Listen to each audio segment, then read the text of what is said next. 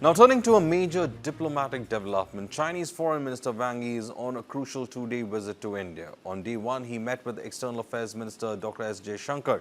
Now as we speak, he is holding the key meeting with National Security Advisor Ajit Doval and meeting Prime Minister Narendra Modi today at a later time. Now this marks the 24th meeting between the special representatives on the India-China boundary question and comes at a time of shifting global alliances and strategic recalibrations. The focus of this visit, well, border talks, trade ties and religious tourism, all under the lens of global geopolitical shifts and the aftershocks of trade and tariff wars set off under former US President Donald Trump. Now, Wang Yi's visit to being seen as part of the pragmatic reset in India-China relations. But India is making it very clear normalization cannot come without resolution. External Affairs Minister Dr. S. Jaishankar laid down India's position firmly, stating that differences must not become disputes and called for a candid and constructive approach from both sides. He listed three non-negotiables: peace along the line of actual control, a truly multipolar Asia, and a joint fight against terrorism in all its forms and manifestation, a clear and deliberate signal aimed at China's close ties with Pakistan. He further underlined India's vision for a fair, balanced and multipolar world order while strongly advocating for reform multilateralism. Now, on the economic front, Jaishankar also made a point reference to global trade instability, emphasizing the need for a stable global economy amid rising protectionism and in the wake of recent 50% tariff imposed by the US on Indian goods. According to sources, Chinese Foreign Minister Wang Yi has assured India that China is actively addressing New Delhi's needs for critical imports, including fertilizers, rare earth elements and tunnel boring machines. In a gesture of goodwill, Wang Yi also highlighted that peace and tranquility have been maintained in the border areas and noted the resumption of Indian pilgrimage to Mount Kailash and Kailash Mansarovar in Tibet Autonomous Region. Wang Yi's meeting with NSA Ajit Doval and Prime Minister Narendra Modi are expected to further explore progress on unresolved boundary issues and assess the way forward in a complex bilateral relationship.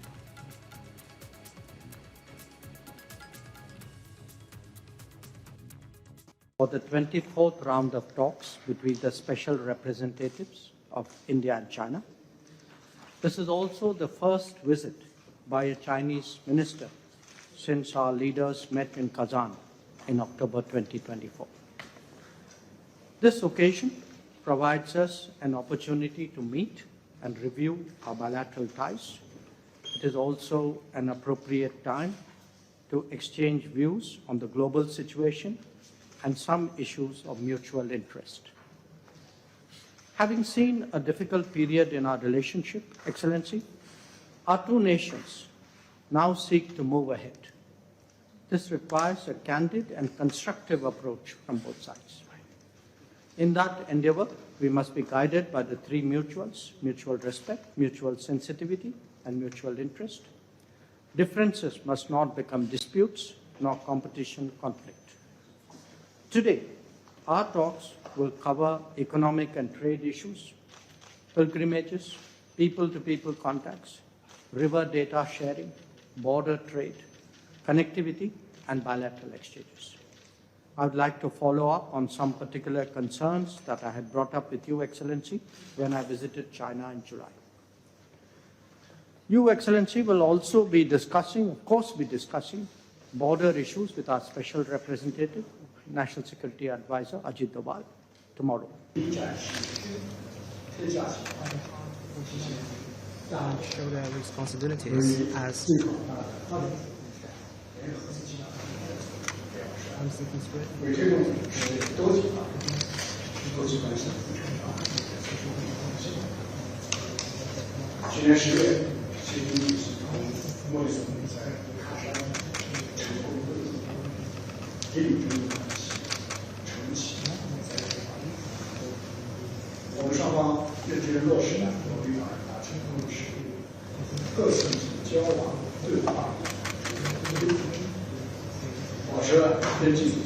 We maintained the tranquility in the border areas and resumed the Indian pilgrimage to the Mount Garampochi and Lake Mapayonzo in the Xizang Autonomous Region. We should firm up confidence to dispel interference, expand cooperation, and to further consolidate the momentum of improvement and development of China-India relations so that while pursuing our respective rejuvenation, we can contribute to each other's success and provide the most needed certainty and stability to Asia and the world. That concludes my opening remarks. Thank you. We are now joined in by Ambassador Yogesh Gupta, former Indian diplomat. Ambassador Yogesh Gupta, welcome to the show. And the big question that is being asked is that, is this the beginning of the big partnership in Asia, which a lot of people have been saying would be a kind of engine to push Asia into the next phase of economic growth? Is that what we are looking at when we look at these reset in ties? Well, yes, we are, both India and China are at a juncture where I think we have had certain kind of experiences with the other major powers, namely the United States. And these experiences have not been extremely satisfying for both India and China. If someone had thought that India, by getting closer to the United States, would be able to enrich its bilateral cooperation with that country, much of those hopes have been belied, by recent experiences. Now we have a situation where United States has put very unfairly high tariffs on both China and India. And they want to dictate the foreign policy of both these countries. They want us not to buy oil from Russia. They want us not to do any trade with Iran. In other words, they want to dictate what we should be doing in our foreign policy and other policies. So now here is a situation where we have the possibility to come together and to resolve some of the issues that have bedeviled this relationship in the past. These issues relate to border, these issues relate to our stand on issues of concern to us, let's say for India, terrorism; for China, maybe the issue of Tibet and Dalai Lama. Then we have the issue of trade and economic cooperation, market access, issue of supply of certain rare earth elements, tunnel boring equipment, and so on. Now, then we have the issue of dams. China is trying to construct big dams in our northeast, and how these will affect us. Is China willing to cooperate with us in terms of sharing data, in terms of sharing the plans, what it wants to do, and assure us that it will not have any adverse impact? So you see, we are at a juncture where there is this possibility of huge cooperation developing between these two countries, which are the giants in this part of the world, China and India. Maybe India is not as much economically strong today as China is, but then the direction in which we are going, that is very clear. We have a strong and stable leadership. We have the fastest rate of growing economy. We have high rates of growth. The consumptions are increasing. The government is alive to undertake many more reforms. So we have all the perquisites of a faster growth. So if both India and China can assure each other that, we can maintain tranquility in the border areas, we can observe and respect the agreements that we have arrived at, we can think in terms of, a solution to the border problems, we can. But that has been something that has been eluding us for long, hasn't it been? If we have a historical context to it, we've had innumerable number of border talks, but there seems to be no progress that the way we want to. We are unable to finalize on that border talks because of those claims. How much of territorial issues are going to be there for long? And, the interesting statement for us is this, when the External Affairs Minister says that differences shouldn't become disputes. So there could be disputes existing, there could be differences, but we can still practically work along. That was the message that was being given out, wasn't it? Yes, that's the message that the External Affairs Minister has given out. But, if one reads the messages carefully, the signals carefully, which are emanating from China, they're also acknowledging the importance of the border issues. Mind you, if we have a stable and uh, peaceful borders, that helps China too, because China has deployed, like India, a huge number of troops on borders. And China's main concern is somewhere else, in near the border with Taiwan or with South China Sea and those areas. So if these borders with India are peaceful, it can, take care of the other two borders while keeping a low profile on border with India. So border issue is important for both.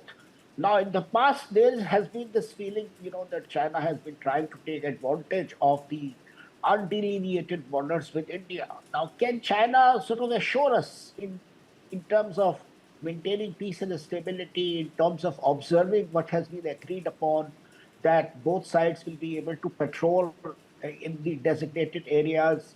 Can we think in terms of removing, troops from the borders? Can we think in terms of assuring each other that the borders will remain peaceful? There are no untoward incidents, no incidents of intrusion. So, there is this possibility. I'm not saying that it will happen necessarily, but there is this possibility. And if China is alive to, both India and China get huge benefits if we cooperate with each other, if we have peaceful borders, if we if we lend a helping hand to each other, it helps both. But it will require a big step. And I have a feeling that I think the way China has reacted, that I think the Chinese are also thinking about all these issues in a positive way. Well, also, Ambassador, one thing that we have seen is that this relationship has been mostly on the economic side, because that is where it has actually been growing to a large extent, though there have been instances of dispute. But right now, with the entire world, moving in a different direction, thanks to Trump with the tariff war out there, has Quad, an unsaid grouping of anti-China kind of a grouping that we've been talking about, in which India is, of course, a member, has Trump actually, through tariffs, ensured the quiet demise of Quad?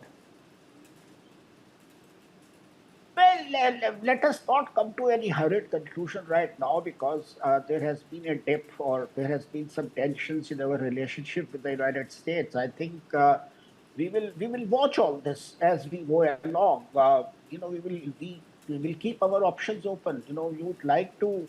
India attaches importance to all these groups, but how much a certain group, what sort of importance it will have at a particular point of time, depends upon the attitudes and positions of the parties involved. So, if the United States is adverse or hostile, or is not giving India the due importance or the due respect that it deserves as a sovereign country, as a partner, well, then India will derive its own conclusions, and to Right. that extent, it will impact, the working of those groups. So everything is open, and Right. we will not reach any hurried conclusions. And we will try to. That Right. is the meaning of strategic autonomy. That is, we will keep our options open, and we will try to see what is best for us.